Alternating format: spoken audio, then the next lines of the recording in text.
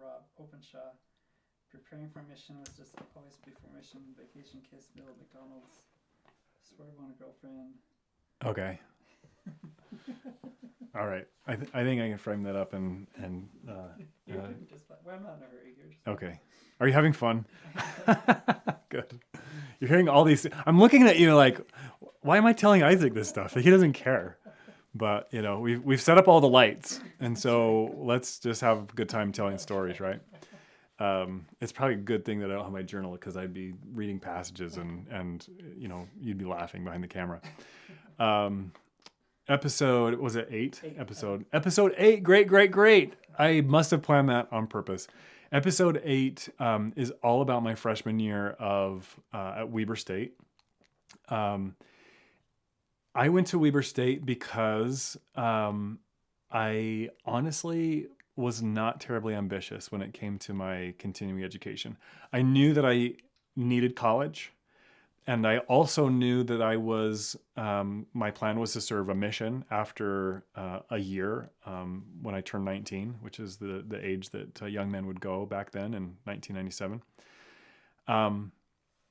So I went to Weber State. I didn't aspire to go to any other university. I applied for one school and one school only, mostly because I think the application fee was like $20 or $30. And I was like, I don't want to ask my parents for more, because I'm curious about other schools. Like, I just thought, I'm going here, end of story.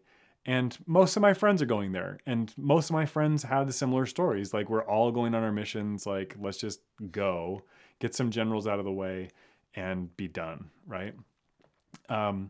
Couple of things about that first year. My brother-in-law is a diehard Weber State fan and has made his career at the university. At that point, I think he was probably wrapping up his senior year.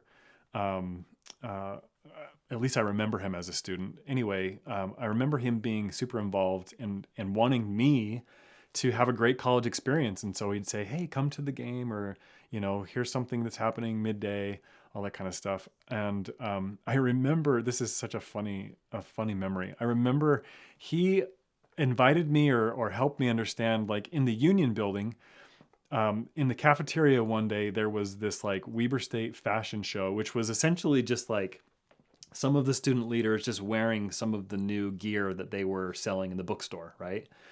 And I remember someone wearing a sweater. It was a knit sweater, and I was just like, that looks pretty good, you know? And I think I had some extra money because I did have some scholarship money going there. And I just thought, I'm going to buy that sweater. And I remember buying the sweater and then also going to a football game. It was in the fall, so it wasn't kind of weird to be wearing a sweater, but this day was pretty hot. It was like an August or maybe September afternoon, hot. I'm wearing this Weber State sweater, jean shorts. I'm wearing Timberland boots. Like, if I had a picture of myself now, I would just be like, what in the world was going on? And I went by myself. And I thought I would have some friends there or something, right? That I would see someone and enjoy the game with, and nothing. And I recognize, like, you know, my social energy is going towards this relationship with this Rachel girl. When I started my freshman year, we were still trying to stay connected. She went to Utah State, and I went to Weber State. Nowadays, it would be really easy to stay connected with FaceTime and cell phones and email and text and stuff like that. Back then, the only way was a postcard or a letter or a long-distance phone call. I did not want to ask my parents for permission to make long-distance phone calls. Even though I would have loved to speak on the phone with her, I just thought, I'm not going to ask. Maybe I'll find some stamps hidden around the house. And I remember specifically, our family got our very first computer in that era. And I remember having the opportunity I typed letters, and I would put them in an envelope, and I would type them, and I would change the color of the type to the same color as like these pens that I had. Super nerdy. And then I would normally find like something like weird, like a quarter or a card or something to put in there, like a little Easter egg, like, and we'd send these letters. We exchanged letters for weeks, and it was really fun. I really enjoyed it. And I thought, okay, yeah, this is the next phase. This is cool. I enjoy this. And I think she is too. I decided to take a trip to Utah State to visit her and see what her dorm was like and to see what it was like on campus, which was very, very not like me. I had a hard time like wanting to drive into Ogden, but I guess I had gotten familiar enough with Ogden and like kind of navigating my way around that like surely I could remember how to get to Utah State and find her dorm, and then we could hang out for the evening. I did that on an evening. It was probably like a snowy November or December, maybe, yeah, November-ish. Roads weren't great. Like, I don't even picture myself wanting to do that now, but I was so interested in this relationship that I was going to risk going up there in a car that probably shouldn't be driving on slippery roads. And I made it up there, and it was so cold. It was freezing. I hated it. Like, I did not want anything to do with Utah State. And I kind of got that vibe from her that she didn't want to have anything to do with me. And it was super sad. Like, I remember driving home just like, that was not what I was hoping. I was hoping for a warm reception and for like fun conversation.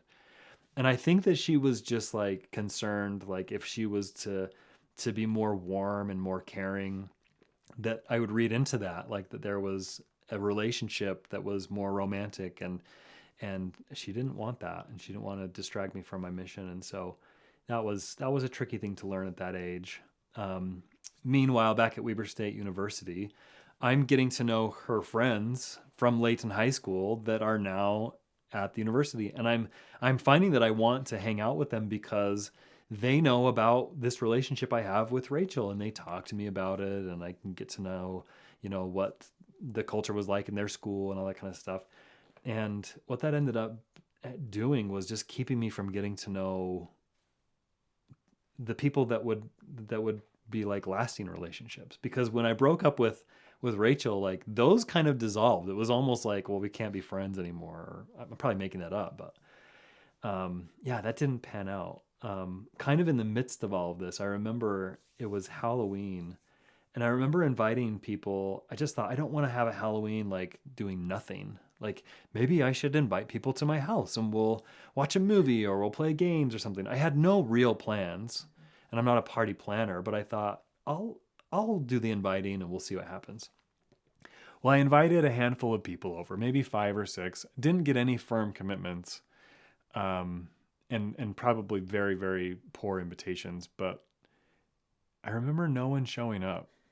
This is baggage that I still carry this day. Like my freshman year, I tried to do this thing, have a Halloween gathering at my house, and no one showed up. And I was like, the whole evening I was like, surely someone will come, No one ever did. And it made me really, really sad. I remember going to bed. It was probably like 10:30 or 10:45, much earlier than I thought I would be going to bed on Halloween. Just thinking that was a complete fail and I need to do college different. Like this isn't fun. Fortunately, the saving grace for that night was after I had gotten into bed, like I'm like in pajamas or whatever I was wearing to bed those days. And my sister knocks on my door. She says, "You've got some people here to see you." I was like, what? Like people are showing up now? Anyway, it was just some friends from high school. They weren't even in college. They had showed up. I can't even remember if I invited them. Maybe I did.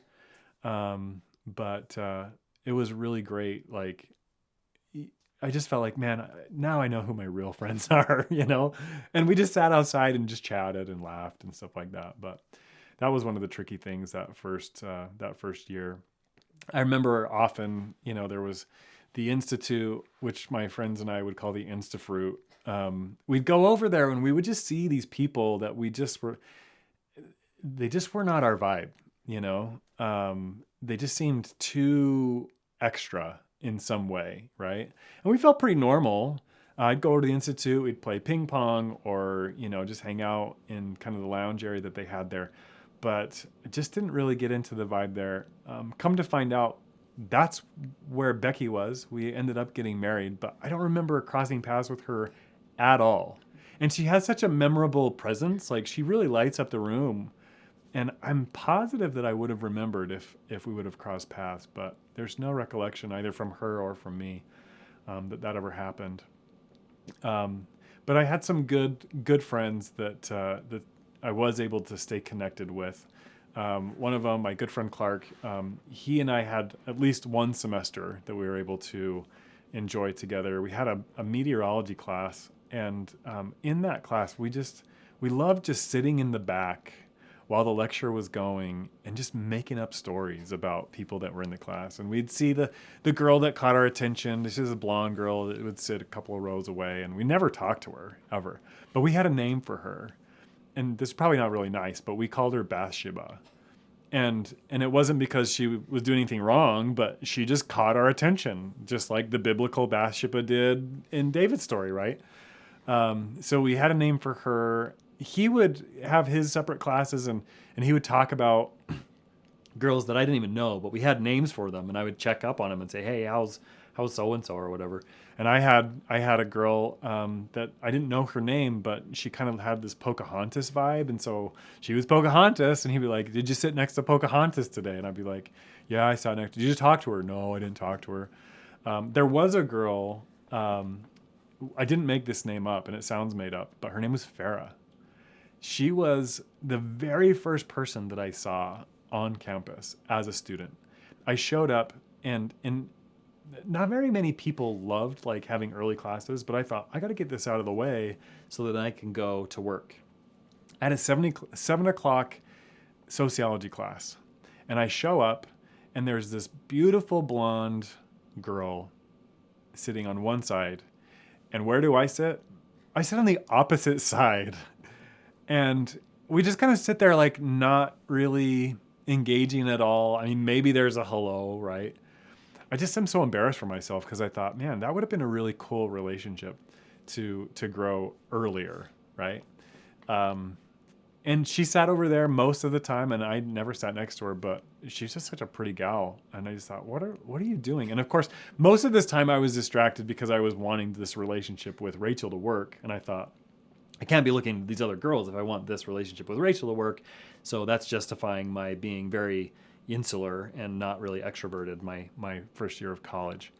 But it just so happened that my second semester, or back then it was quarters, so the second quarter that I went to school, I had another 7 o'clock class. It was a sales class. And who should also be in my 7 o'clock sales class? Fara. And by now, things were petering out with Rachel, and I was like, I am not going to miss this opportunity to get to know this person at least, to make a new friend. And so I sat next to her every class period that semester. And not that we became super good friends or anything like that. She was a year older than me. But what that turned into is because of her age, she must have been 2 years older than me, even though we were just a year different in school. Because of her age, she was planning on going on a mission. So we were kind of submitting our mission papers at the same time. So we had this cool, like, hey, like, are you getting ready to go on the mission? And where, like, have you got your call yet? All this kind of stuff. I got the courage to ask her out maybe once. It never panned out. We never went out. She was working at the Prairie Schooner, though, and I thought, I'm just going to go, like, eat lunch, and like, I'll sit like where she's serving. That will be super cool. And I remember doing that. She was super glad that I was there. I was super glad because she was such a pretty waitress, and she had such a fun name to say. And so I'm talking to my friends, and I'm just like, oh, Fara. And they're like, Fara? I'm like, yeah, Fara. Super pretty, but the one that I never really had any kind of a date with or anything like that. I did send an invitation to like my farewell. Wasn't able to come to it. And really my memory was that there wasn't any kind of like, I struck out completely. That we never dated, that we never really exchanged anything other than just these comments in passing when we were in class. And I'm going through letters recently, and come to find out, like, there's like 2 or 3 from Fara. And I was like, whoa, why did I forget this? This is awesome. Anyway, one of the funny things, and this is, so she wrote me a couple times on my mission, and I introduced this idea to a friend of mine who was on my mission, Jason Salmon, and I'd say, oh, Fara, she's so beautiful. And just kind of an aside, probably for another episode, when we got back from our missions, he was in a position where he got up the guts to ask her out, not even knowing who she was. He found out how to connect with her. Anyway, I think they went on a date. Anyway, I don't even know that story other than it happened. So outside of that, my last semester up at Weber State before I left, it was really just a matter of just getting ready to go on a mission. And I just remember really valuing those strong relationships that I had from high school mostly. Jamie Hislop was a friend from high school. We went to a spring dance, and it was one of those things where it was just like, let's just go. We're going to dance. Let's go to Crown Burger and get some food. Like nothing special, nothing like in a big group. We didn't like ask creatively, answer creatively. It was just like, hey, you doing anything? Let's go. And we went and we danced so hard at the Capitol. It was awesome. And great memory there. And of course, other than that, I was just getting ready for mission. I took some classes from the Institute about mission prep, and that kind of takes us into the next episode.